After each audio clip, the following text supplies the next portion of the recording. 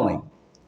আরও একটি বিষয় হলো, আপনারা মেরাজের সম্পর্কে বাংলাদেশের অত্যন্ত জনপ্রিয় একজন ওয়ায়েজ, নাম বলবো না, ওনার ওয়াজে আপনারা শুনেছেন আল্লাহ রসুল যখন মেরাজে গেলেন তখন আল্লাহ রসুল বললেন, আল্লাহ পাকের কাছে উপস্থিত হওয়ার পরে এই তাশাহুদ যেটা আমরা পড়ে থাকি, আত্তাহিয়াতু লিল্লাহি ওয়াসসালাওয়াতু ওয়াত-তাইয়্যিবাতু, এই পর্যন্ত রসুল সাল্লাল্লাহু আলাইহি ওয়াসাল্লাম পড়লেন।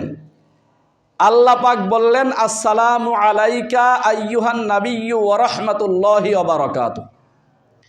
তখন রসুল সাল্লাল্লাহু আলাইহি ওয়াসাল্লাম বললেন, আসসালামু আলাইনা ওয়া আলা ইবাদিল্লাহি সলিহিন। এই ঘটনা বাংলাদেশের প্রসিদ্ধ একজন ওয়ায়েজ, ইউটিউবে সার্চ দিলে তার মেরাজের ঘটনা অনেক সুন্দর সুস্বাদ দিয়ে আপনাকে বলবে এই ঘটনাটা সঠিক না ভুল।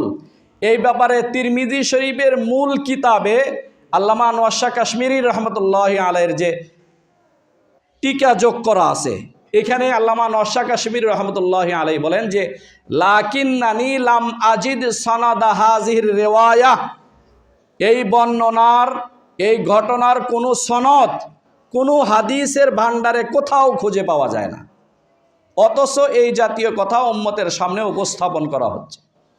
এই জন্য মুহতারাম হাজরিন, কোরআন সুন্নাহর বিষয় শিখতে হলে, জানতে হলে একমাত্র যোগ্য ওলামায়ে কেরাম যারা আছেন, ওলামায়ে কেরামের দ্বারস্থ আপনাকে হতে হবে। ওলামায়ে কেরাম ছাড়া কোরআন সুন্নাহর কোনো বিষয় সাধারণ মানুষ সমাধান দিতে পারবে না। এটা তাদের দায়িত্ব না। তাদেরকে জিজ্ঞাসা করা মানে দুনিয়া আখিরাত সব কিছু ধ্বংস করা। কোরআন সুন্নাহর বিষয় একমাত্র ওলামায়ে কেরামের জিম্মাদারি। একজনের চটি বই একটা পড়ছেন, মাসালা পড়ার পরে বাস উনি মনে করছেন কথা এটাই সঠিক, কথা এটাই সঠিক, এটা মনে করে ওলামায়ে কেরামের সাথে যা তর্ক শুরু করে দিলেন যে আমি তফসিরের বইয়ে কথা পড়েছি। অথচ তফসিরের কিতাবে এমন অনেক কথাই আছে যে কথাগুলির কোনো ভিত্তি নাই, কিন্তু তফসিরের কিতাবে আছে। যিনি এনেছেন উনি যতটুকু তাহকিক করে গবেষণা করে উনি পেয়েছেন, এনেছেন, কিন্তু আসলে বাস্তব এই ঘটনার কোনো অস্তিত্ব হাদিসের কোনো কিতাবে খুঁজে পাওয়া যায় না। এরপরেও কিতাবে আছে।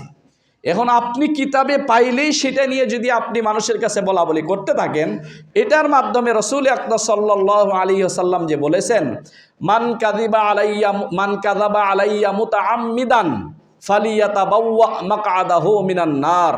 এই হাদিসের ভিত্তিতে আপনি মিথ্যা কথা বলে বেড়ানোর কারণে রসুলের নামে এমন কথা যা হাদিসে রসুলের দ্বারা প্রমাণিত নয়,